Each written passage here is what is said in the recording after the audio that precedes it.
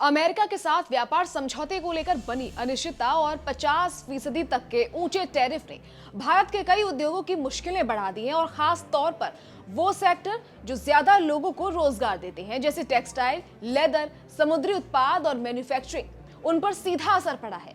ऐसे हालात में बजट 2026 में सरकार ने कुछ अहम फैसले लिए हैं जिनका मकसद साफ है, अमेरिकी टैरिफ के झटके को कम करना और नौकरियों को बचाना।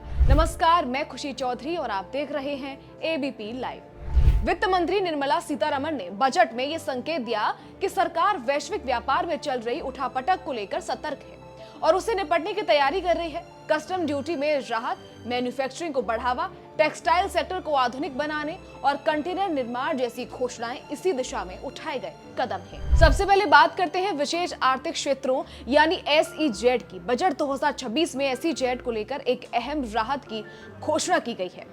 सरकार ने एक बार की विशेष रियायत देने का प्रस्ताव रखा है, जिसके तहत योग्य मैन्युफैक्चरिंग यूनिट सीमित यात्रा में अपने उत्पाद घरेलू बाजार में रियायती शुल्क पर बेच सकेंगे।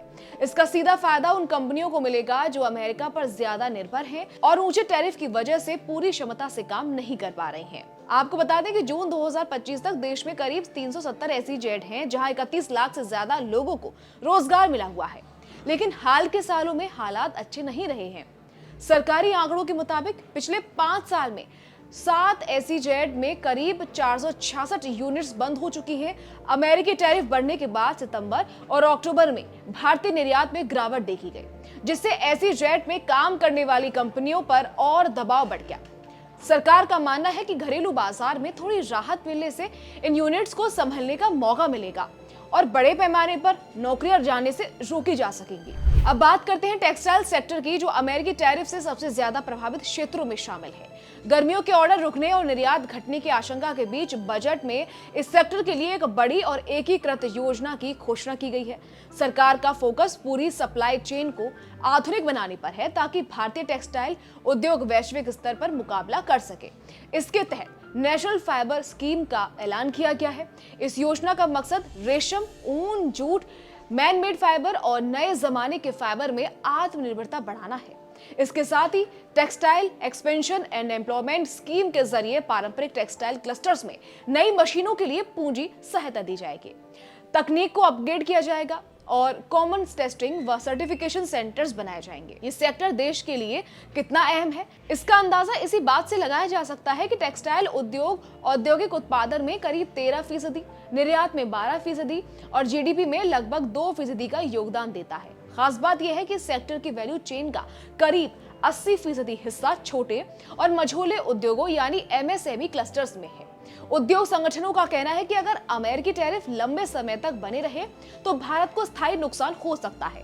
ऐसे में बजट में घोषित ये योजनाएं रोजगार और निर्यात दोनों के लिहाज से काफी अहम मानी जा रही हैं। सरकार ने श्रम प्रधान उद्योगों के लिए ड्यूटी स्ट्रक्चर को आसान करने पर भी ध्यान दिया है।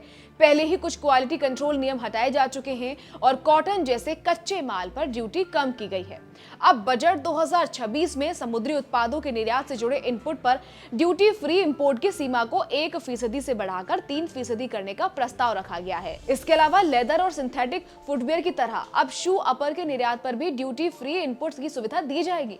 निर्यात की समय सीमा को 6 महीने से बढ़ाकर 1 साल करना भी एक अहम फैसला है, जिससे छोटे और मझोले निर्यातकों को काफी राहत मिलेगी। हाल के महीनों में कई भारतीय निर्यातक वियतनाम जैसे वैकल्पिक बाजारों की ओर भी गए हैं, जहां समुद्री उत्पादों का निर्यात तेजी से बढ़ा है।